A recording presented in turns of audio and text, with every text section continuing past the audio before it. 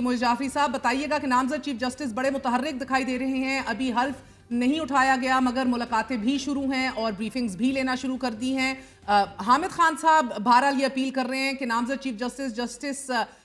जो है वो जो ये पेशकश है इसे मुस्तरद कर दें और अपनी इज्जत बचा लें बकौल उनके।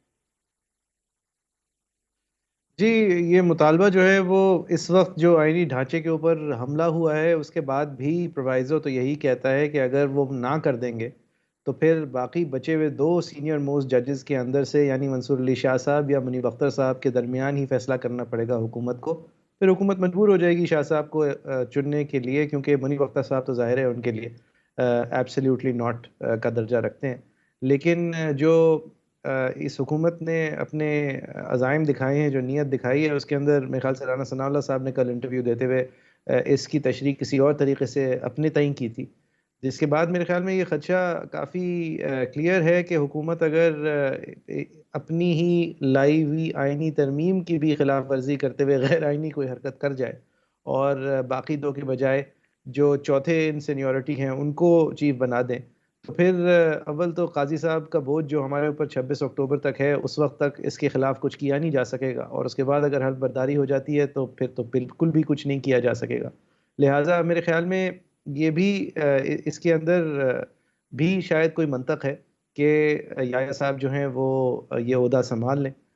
जो मैंने कोर्ट के अंदर से रिपोर्टिंग सुनी है, वो ज़ाहिर है क़यास-आराइयाँ हैं। उसके अंदर भी मुझे जो बात समझ आई है, वो यही है कि ये जो जजेस हैं ख़ास तौर पे याह्या साहब, मंसूर साहब, मनिल्ला साहब क्योंकि इनकी 40 साला रग़बत रही है। मेरे ख़्याल में इनकी आपस के ताल्लुक जो हैं वो ओहदों से ऊपर हैं और अगर इस मसले से हमने निकलना है, तो मेरे ख़्याल में अदालत के अंदर यकजहती जो है वो बहुत ज़रूरी होगी और लोगों को अपने टाइटल से और अपने टेन्योर से आगे सोचते हुए फ़ैसला करना होगा क्योंकि इस वक़्त की जद्दोजहद अगर होगी तो उसका नतीजा फिर यही होगा कि पार्लियामेंटेरियंस को एक और दफ़ा पिक एंड ड्रॉप सर्विस मिल जाएगी और उनको उठा के फिर पार्लियामान में डिपॉज़िट कर दिया जाएगा, वोट करके एक मज़ीद आइनी तरमीम हो जाएगी।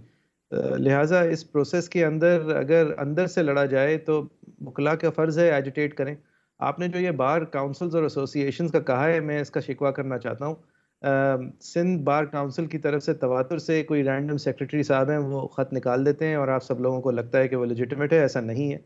और इसी तरह Sindh high court bar association की भी ये जो जाने वाली कमेटी है, ये जब इलेक्ट हुई थी तो इसके मंशूर में कहीं दूर-दूर तक ये बहस नहीं थी कि वो आईनी तरमीम का साथ देगी या नहीं देगी, हो ही नहीं सकती थी। लिहाज़ा ये कोई भी पोज़ीशन लेने से पहले इसने जनरल बॉडी बुलानी चाहिए थी और वो नहीं बुलाई है, हालाँकि 400 वकला ये लिख के कह चुके हैं उनसे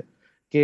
एक साइंड लेटर 400 मेंबरान का जा हुँ, चुका है कि आप जनरल बॉडी बुला के उनके अंदर ठीक। जो उनकी राय है उसको समेट के फिर कोई पोज़ीशन लें। और ये सिंध बार काउंसिल के हवाले से भी यही बात है कि आप कोई नहीं होते कि अपनी तरफ से ये पोज़ीशन लेने वाले कि किसी को मुबारकबाद दे रहे हैं और किसी आईनी तरमीम को सराह रहे हैं। ये लोग दरहकीकत अपने ओहदों के साथ की मैल एडमिनिस्ट्रेशन कर रहे हैं, ये मिसकॉन्डक्ट कर रहे हैं।